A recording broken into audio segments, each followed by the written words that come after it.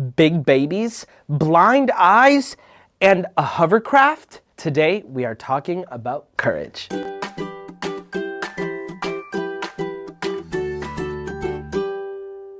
I'm 26 years old. I'm sitting in a masjid that I've never been in before, and I am praying to disappear. Let me explain. When we started Noor Kids, I didn't plan on ever giving any speeches. It all happened randomly.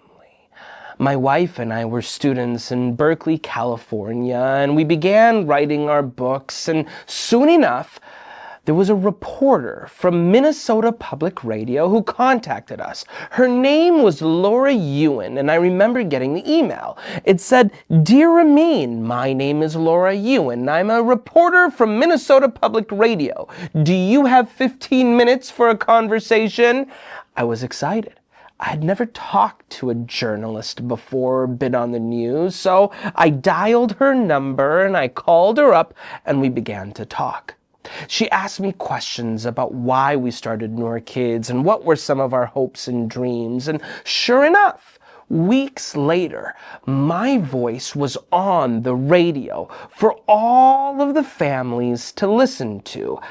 I thought it was just going to be in Minnesota where I lived. But it turned out that was played across the country. From California to New York to Texas and even Florida. This woman interviewed me and I was able to tell the whole story about Noor Kids. It was awesome. But then I got another email.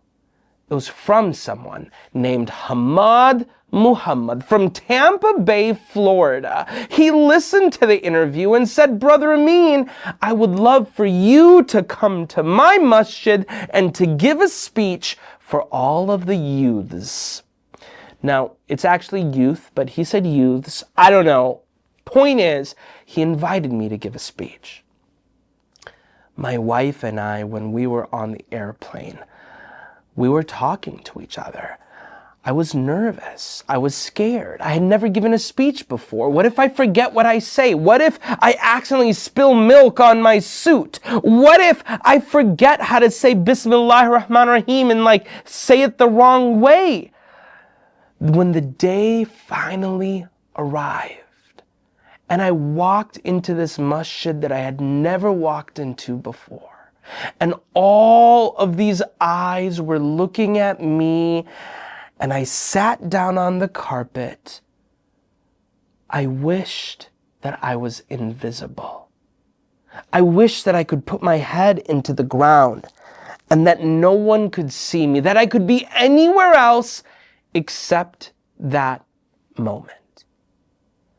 More likely than not, you've probably felt similar.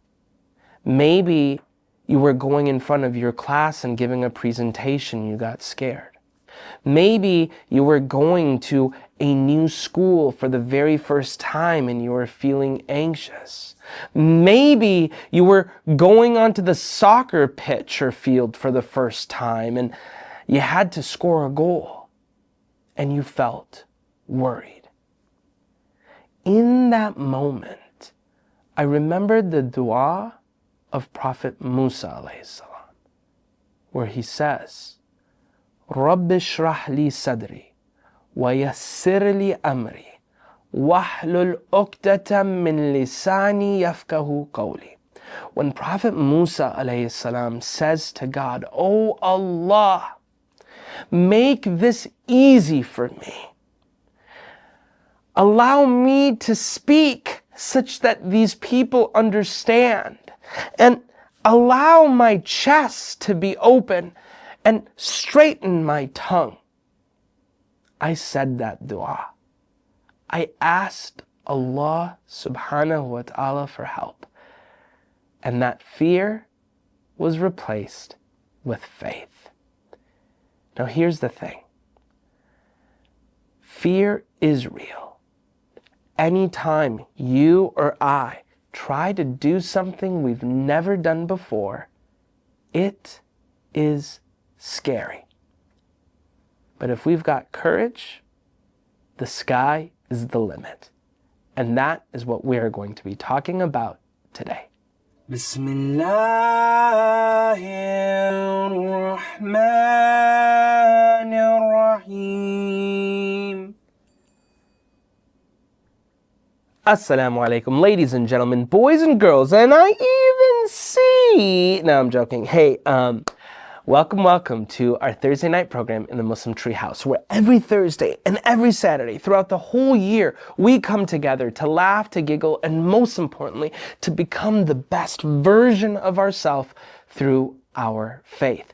Now, this month, we've been talking about Muslim superheroes, where we've been stepping into the shoes of real-life superheroes. Not the fake ones like Batman and Superman, who we will never be able to be like, but the real ones that God has sent us, like our holy Prophet Muhammad, peace and blessings be on him. Because through them, we are able to acquire capabilities unlike anything else. During our first week, we talked about Prophet Ayub alayhi salam, and we discovered the importance of patience. That is, when we are thankful in every circumstance, even when things don't go well, it allows us to be patient, and through patience, we achieve success. We also talked about Rahma, the wife of Prophet Ayub alayhi salam, and we learned about loyalty. That is, when our family or our friends are in need, that is when we need to show up. When we do that, we become loyal. Last week, we talked about the superpower of our Holy Prophet, peace and blessings be on him, which was kindness. Kindness is not being nice to someone when they are nice to us. No, kindness is to be nice even when someone else is being mean. When we do that, we're able to change hearts and minds. Now, today we're asking a question. It's not a small question. It's not even a medium-sized question. Dare I say, a big question! What is the key to courage? Seriously, you and I will often feel scared or full of fear, especially when we're doing something for the first time. How can we replace that fear with courage? And how can Prophet Musa alayhi salam teach us that? In order for us to answer that question, we're going to mosey on over to the library, or some like to say, La Biblioteca. Let's go. Welcome, ladies and gentlemen. I think you might be able to notice that this program is not live. But contrary to popular opinion, I am not artificial. I'm actually living, okay? They haven't figured out how to get rid of me just yet. I did pre-record this. And the reason why is because I'm still in the United Kingdom. And alhamdulillah, I am on my way back, God willing. And inshallah, I will be with you next week. But that doesn't mean this week is not going to be amazing and fun and supercalifragilisticexpialidociously awesome. And by the way, even though this is pre-recorded, can we talk about the Minnesota Vikings that are the best football team in the history of any sport? Allahu Akbar. Ya Rab, help them win the Super Bowl this year just once, please. All right, back to the story. Courage. If you are like me, you often feel scared, especially when you're trying something new. Here's the interesting part. Prophets felt scared too. Prophet Musa alayhi salam was one of the 5 most important prophets of all of them. He was sent to the people called the Bani Israel, the people of Israel, and he was actually given revelation, the Torah. But there were times when he was really nervous and scared. At the time, a man named the Pharaoh was leading the Bani Israel. You've probably heard him before, but I want you to really try to imagine. This was a man who called himself God on earth. This was a man who actually asked other people to bow to him, to worship him. He was the type of guy where if he pointed to someone and said, kill him, his guards would kill him. He was a man who, when the Bani Israel were born, up until the time they passed away, he would enslave them and make them work for him. He was a man who during certain years would kill all of the boy babies. He was terrible. God tells Prophet Musa alayhi salam to go to Pharaoh and tell him that Pharaoh is wrong, that he needs to stop. Now, I want you to seriously imagine for a moment being in that position where you see this palace of the Pharaoh with all of these guards who have swords and spears, and they have shields, and they're wearing armor, and there's thousands of them. And perhaps he's sitting on a throne, and it's way high up in the air, and it's filled with gold. And the guy says, worship me! And now God is telling you to go to him and tell him that he's wrong? That's what God told Prophet Musa alayhi salam to do. And he was scared. Just like you or I would be scared. So you know what he did? He asked help from the one who's even more powerful than Pharaoh. Prophet Musa alayhi salam asked for help from God.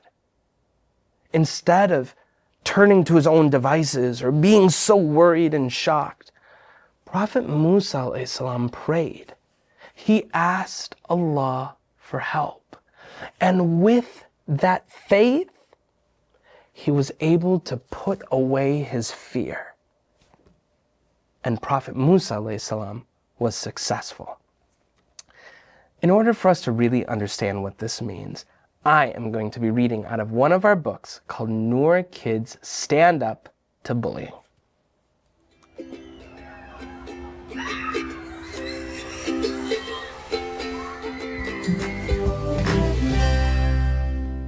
Now, every one of our books has two stories. I'm going to be reading one book, a story called Nobody is Perfect.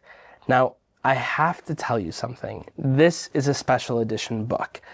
It's one of our very first books, and this one actually rhymes. I think you're going to love this story. All right, Bismillahir Rahmanir Rahim. Nobody is perfect.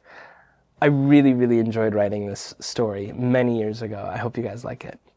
Amira notices a fancy note inside her locker.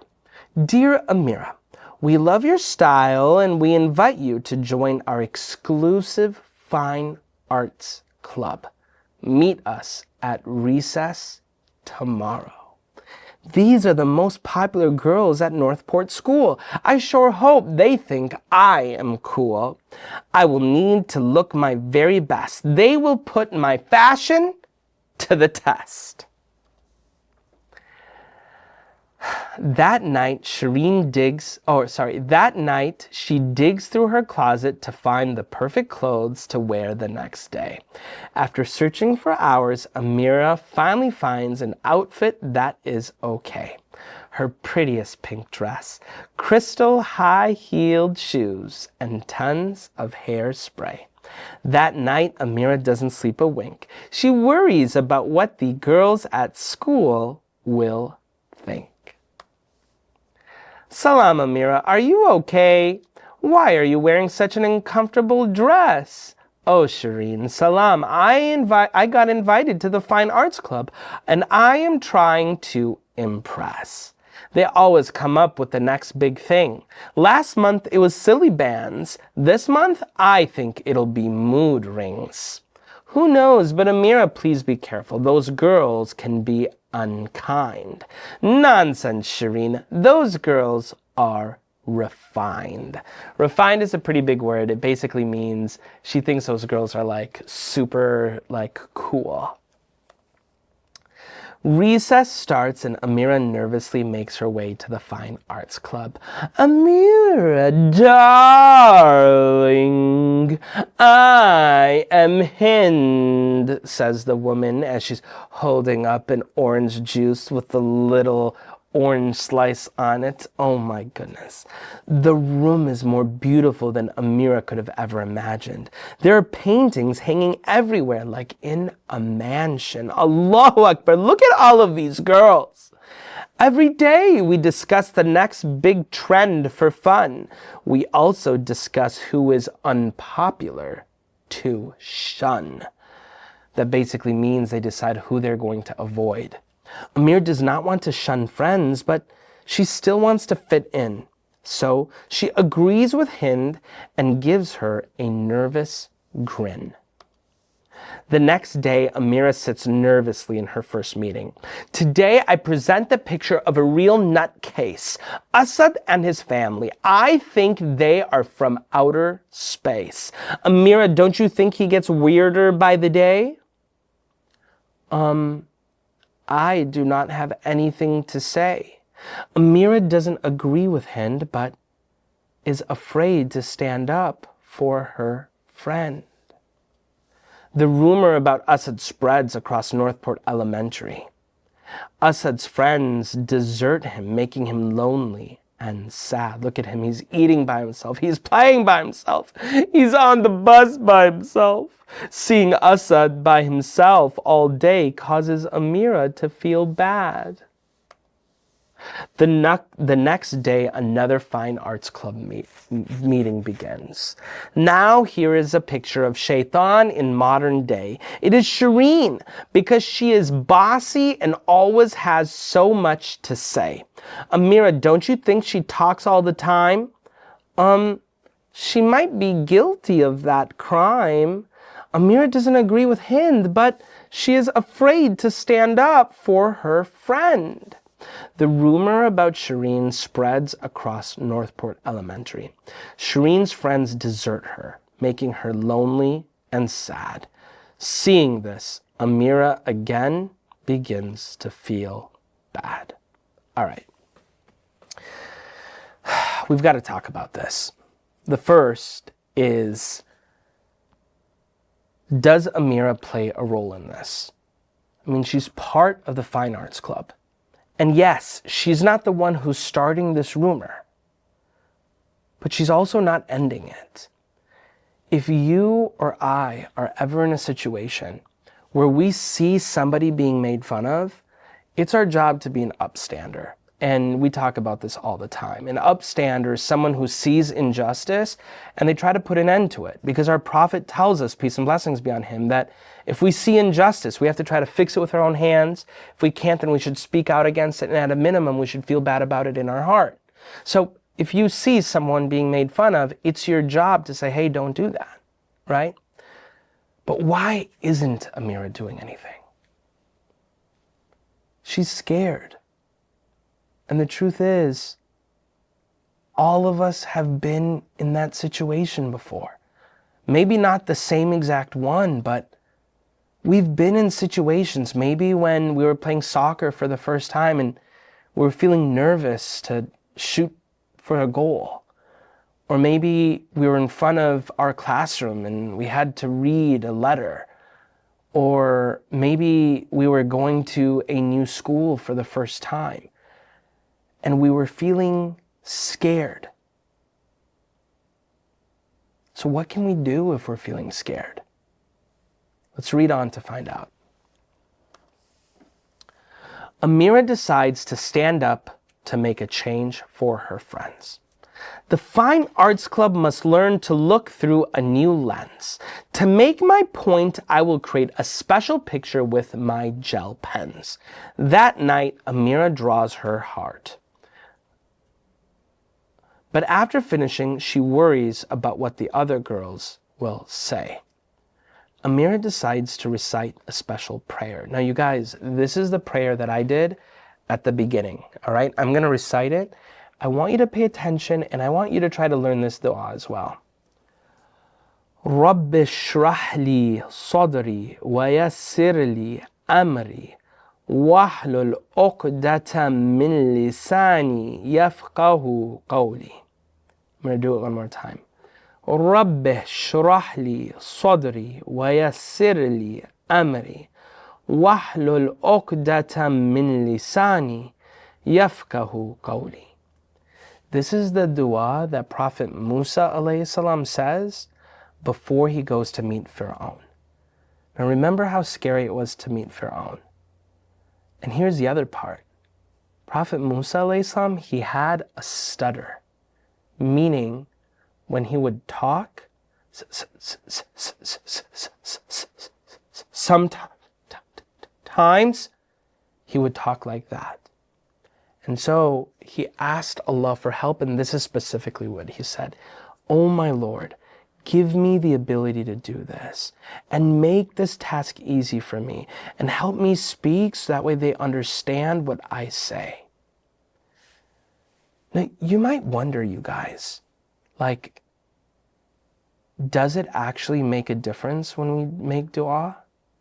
The answer is absolutely. Because Allah listens to us.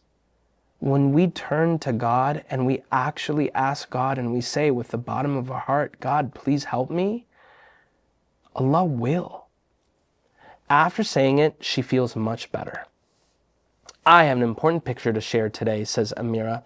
But when Amira unveils a drawing that makes fun of herself, the girls are in dismay. She makes it says, Amira the crybaby? This week, the Fine Arts Club made fun of my best friends, but I was too scared to stand up for them because I wanted to fit in.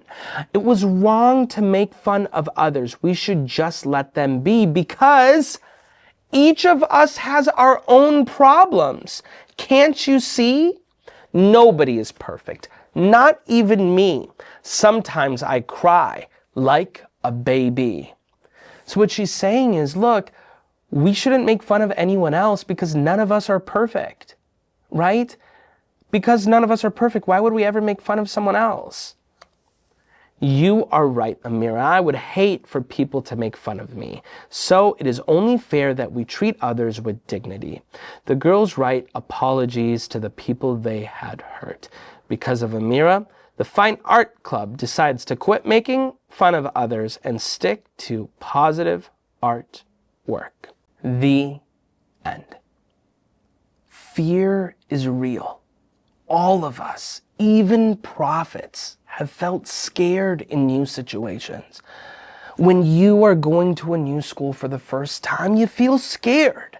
When you are playing a new sport for the first time, you feel scared. Sometimes when I have an important exam, I feel scared. But Prophet Musa alayhi salam, who also felt scared before talking to Pharaoh, teaches us how to get rid of that fear. It's through faith. Yes, we've got to practice the sports. Yes, we've got to study for our test. Yes, it would be nice if someone holds our hand when we go to our class, but we have to start by asking God for help.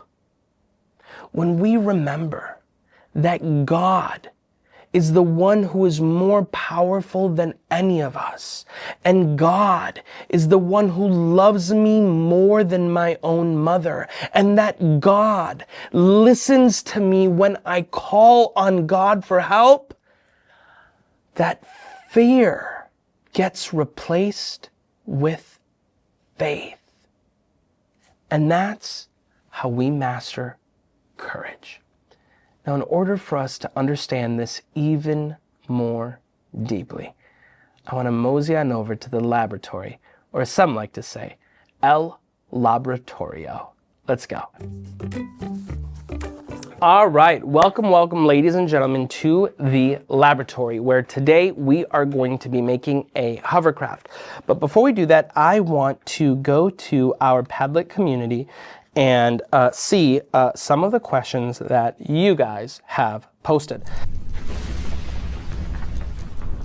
All right, so there are two questions here, and both of them are kind of similar, and I really like it. So Hisham says, I ask Allah in dua, I know He listens to me, but I don't get it. So how do I get what I want? Yusuf from Alabama has a similar type of question. He says, why is the good things Allah gives us is painful? For example, flu shots, they're good for you, but they are painful. These are really interesting questions because today I just told you we have to trust in Allah, right? And if we trust in Allah, then we'll have courage. But you might be wondering, what if I pray and I ask Allah subhanahu wa ta'ala for what I want, but Allah doesn't help me? What gives? I want to talk about that. In order to do that, we are going to be making hovercrafts. What you need are 4 important things. You need a CD. If you don't have a CD, then you can use a circular cardboard. I'd venture to guess that your parents have one of these that are hanging out in a utility room. You need the top of a water bottle, just the ones that are super duper small. You need a balloon. Oh my goodness. No, it's a regular balloon, all right? And then ideally you need some hot glue, all right? So what we are going to do here first is we are going to be gluing this onto the CD. So what I'm gonna do with my hot glue is I'm going to be putting the glue on the CD, and I'm just putting the hot glue on here, all right? Which is exactly what I need. All right, once the glue is on here, what I'm then going to do is I'm going to take this, I'm going to stick it on, all right? And we want it to be on pretty firmly, all right? So, and we also have to let it dry. And you know what? Actually, because this is small, I'm going to put the hot glue on here instead of on the CD. The thing you have to worry about is hot glue is hot. And it's always better to get the help of a parent, guardian, mom, dad, someone like that who can help you while you are doing this so that you don't accidentally get burnt. None of us want to get burnt in this life or the hereafter. That was a joke. That was a joke. Yeah, what that wasn't, you didn't like that joke? All right, it wasn't a funny joke. Sorry, guys. All right, so here is the question. Why does Allah subhanahu wa ta'ala not give us what we want? My dad used to tell me a story, and even now I remember it because it was such a fascinating story. As Muslims, you may have heard there is a concept which is called istikhara.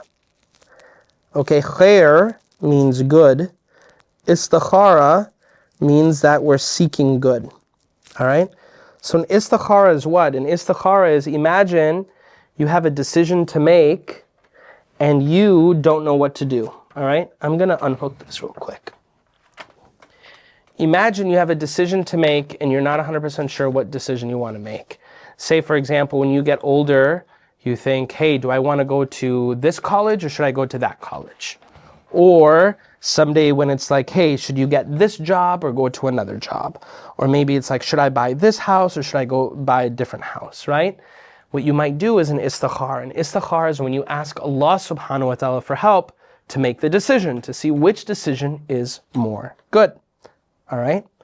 So this man wanted Allah subhanahu wa ta'ala's help to do a istikhara.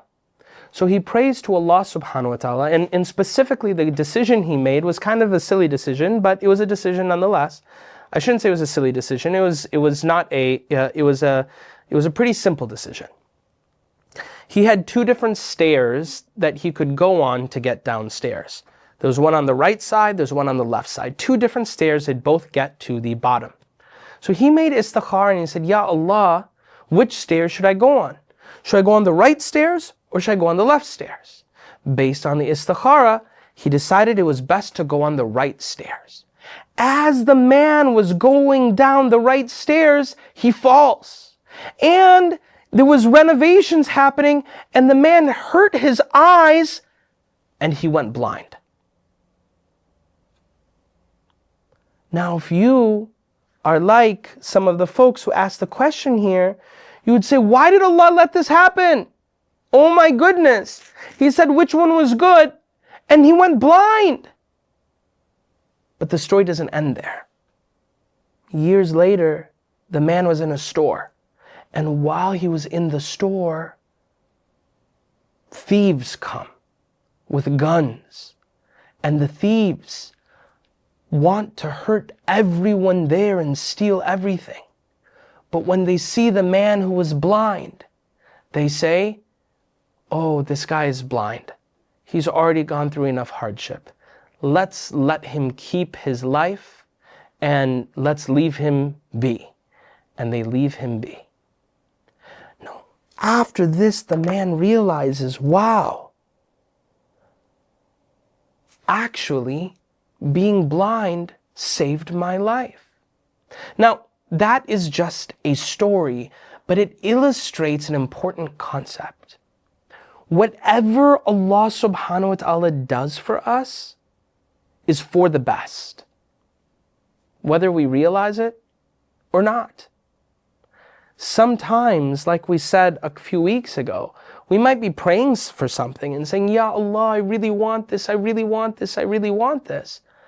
But Allah subhanahu wa ta'ala, like our mom, is going to give us what's best. If my baby girl wants a knife, well, the baby's going to hurt herself. I can't give her a knife, I have to give her something else. So sometimes when Allah subhanahu wa ta'ala answers, I shouldn't say sometimes, every single time that Allah subhanahu wa ta'ala answers our prayers, Allah answers it in a way that is for our own good. And so it's with that we can have courage, such that when we're going through difficulty and we pray to Allah and we say, Ya Allah, help me, I know without a shadow of a doubt, Allah will help me, and Allah will help me with whatever is best. All right. So with that said, this is now dry. And what we are going to do is we are going to put the balloon around the top of this. And what we are going to do is I'm going to stretch this out. And I'm going to put this around the sides. Okay?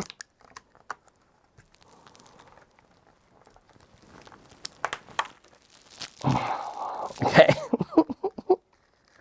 All right, let's do that again. Now, if you don't have hot glue, you could also use tape, potentially. And I've seen it work with tape. All right, so we put it on this side, and then I'm going to pull it. So, I'm struggling with this. And you know what I'm going to do? I'm going to ask Allah for help and say, Ya Allah, please help me do it. And you might sometimes wonder, but brother Amin, this is so small. You're even going to ask Allah for help with this? Yeah. There's a tradition which said we should even pray for the salt on our food. You know the salt on our food? It's so small. It's so teeny weeny. Eensy weensy teeny weeny.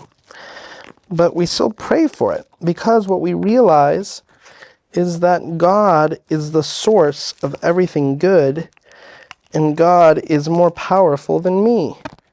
All right, so there we go. See, that's all I needed to do. All right, now this guy is in pretty good shape. All right, now what I can do is I can also tape it. I'm not going to tape it right now. I think I'll be okay. So what I'm going to do now is I'm going to blow this up. Okay, actually I do need tape. Here's the thing. I don't have tape with me, but I already created one. This one has tape around it. The reason why you need tape around it is because otherwise the air escapes. So if you put tape around it, then the air won't escape. So check this out.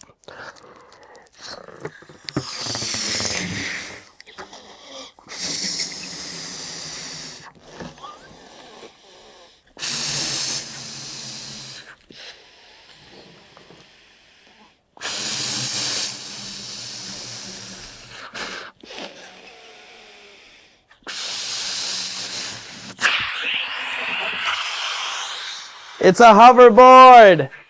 Oh, hoverboard overboard. All right, very good. Those things are actually really sweet, and they're so much fun to play with. And I actually wanted to put Asad on it, so that way Asad would be on the hoverboard. Hey, let's see if we can do it with Asad. All right, let me grab this real quick.